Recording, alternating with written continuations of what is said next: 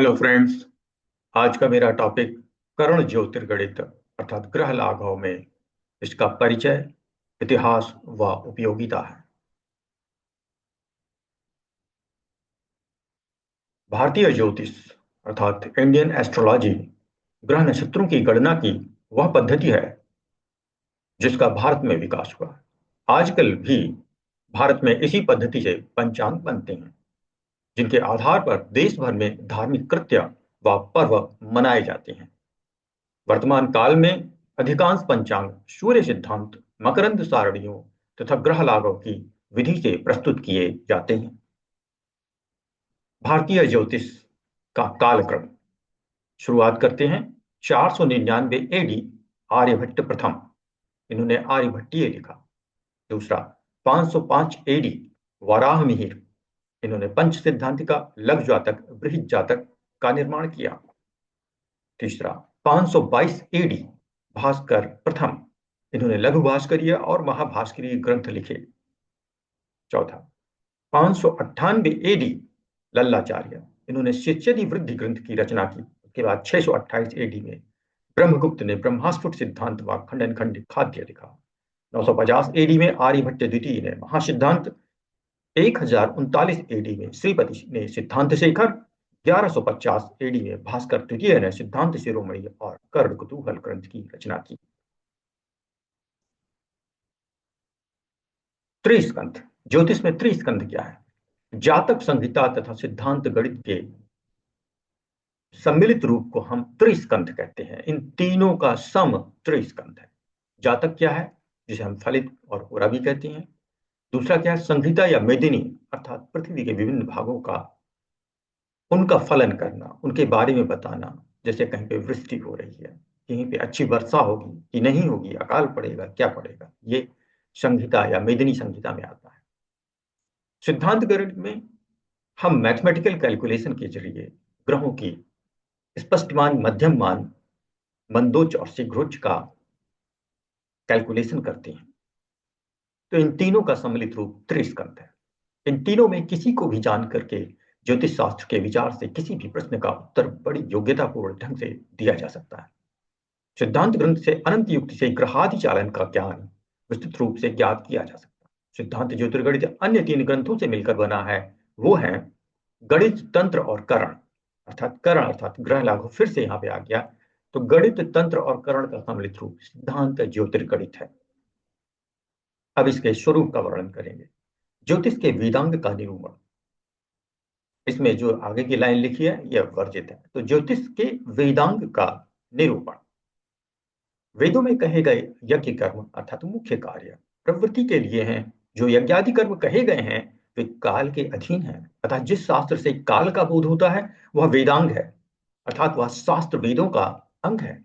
ज्योतिष शास्त्र केवल काल की गणना करता है तथा काल का बोध कराता है, अतः यह वेदांग है। शुभ काल में यज्ञादि शुभ कर्म सफल होते हैं तथा दूषित काल में किए गए अभीष्ट कार्य असिद्ध होते हैं।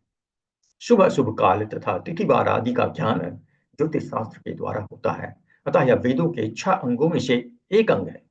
यह भास्कराचार्य ने निम्न श्लोक में कहा। शब्द शास्त्रम मुखम ज्योतिषम चाक्षुषी श्रोत मुक्तम निरुक्तम च कल्पः करो यातु शिक्षस्य वेदस्य सा नासिका पादद्वयम् छंद आर्ते बुद्धे। अर्थात शब्द शास्त्रम मुखम, शब्द शास्त्र अर्थात व्याकरण वेदों का मुख है। ज्योतिषम चाक्षुषी, ज्योतिष शास्त्र चक्षु है अर्थात आंख है। श्रोतमिक्तम निरुक्तम च कल्पः करो, निरुक्त कर्ण या कान है। या तो शिक्षक से वेदस्य सा नासिका, और इनकी शिक्षा नासिका है। पादद्वयम् छंदा, तथा छंद वेदों की दोनों पैर हैं। हृदय बुद्धि, और कल्प उसके हाथ हैं। ये सभी वेदों के ज्ञान प्रवर्तक होने से वेदों के 6 अंग कहलाते हैं। अब ग्रह लाघव करण ग्रंथ। ग्रह लाघव खगोल विद्या का प्रसिद्ध संस्कृत ग्रंथ है। ग्रह लाघव का अर्थ है ग्रहों का ज्ञाता। इसके रचयिता गणेश दैवज्ञ हैं। सूर्य सिद्धांत तथा ग्रह लाघव ही प्राचीन भारतीय पंचांग के आधारभूत ग्रंथ हैं। अब गणेश दैवज्ञ जी का परिचय। सन 1507 शक संवत 1429 में खगोल गणित के विशेषज्ञ आचार्यों की परंपरा में पिता श्री केशव तथा माता श्रीमती लक्ष्मी के गर्भ से इनका आविर्भाव हुआ। इन्होंने अपने जन्म से 13वें वर्ष में ग्रह लाघव की रचना कर ली थी, ऐसी प्रसिद्धि है। इनका काल निर्धारण ग्रह लाघव के शक 1442 के आहरगण साधन से किया गया है। इनके अन्य ग्रंथ इस प्रकार हैं: ग्रह लाघव, लघु तिथि चिंतामणि, बृहत तिथि चिंतामणि, सिद्धांत शिरोमणि की टीका, लीलावती की टीका, विवाह वृंदावन की टीका, मुहूर्त तत्व की टीका, सुधीर रंजनी, तर्जनी यंत्रम, श्री कृष्ण जन्माष्टमी व्रत निर्णय, श्रद्धादि निर्णय, होलिका निर्णय इत्यादि।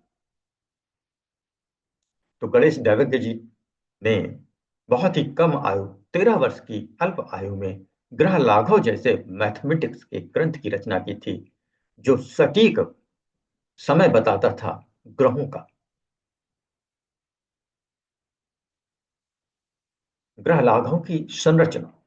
ग्रह लाघव में 16 अधिकार या अध्याय हैं, जिनके नाम इस प्रकार से हैं। पहला है मध्यमाधिकारा, दूसरा रविचंद्र स्पष्टाधिकारा, पंचतारा स्पष्टाधिकारा, त्रिप्रश्नाधिकारा, चंद्र ग्रहणाधिकारा, सूर्य ग्रहणाधिकारा, मास गणाधिकारा, ग्रहण द्वय साधनाधिकारा, उदयास्ताधिकारा, छायाधिकारा, नक्षत्राच्छादय छायाधिकारा, श्रृंगोन्नत्याधिकारा, ग्रह युति और महापाताधिकारा, तथा 15वां है पंचांग चंद्र ग्रहणाधिकारा और 16वां है उपसंहाराधिकार।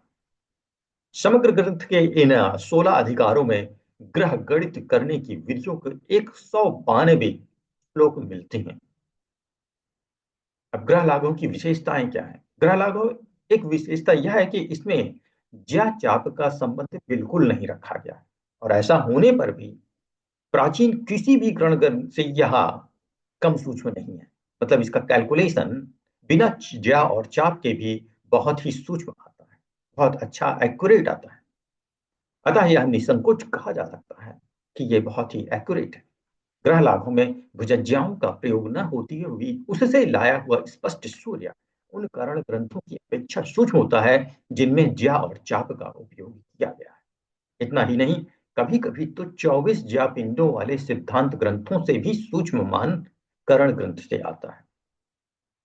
इस ग्रंथ में गणेश दैवज्ञ ने सभी पदार्थों को सुलभ रीति से लाने का प्रयत्न किया है। उपसंहार।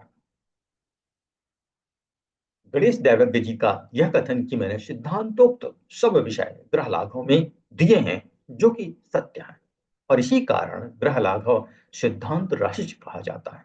बहुत से करण ग्रंथ हैं जिनमें अधिकतर ऐसे हैं जिनमें केवल ग्रह स्पष्टीकरण मात्र है। कारण कुतूहल आदि केवल 3-4 करण ऐसे हैं जिनके सिद्धांतों से अधिकांश कर्म किए जा सकते हैं, पर उनमें ग्रह लाघव जितना पूर्ण कोई नहीं है। तो मित्रों, आज का मेरा टॉपिक ग्रह लाघव का परिचय था, इसका इतिहास था और इसकी उपयोगिता था। पसंद आया हो लाइक करें, सब्सक्राइब करें। धन्यवाद।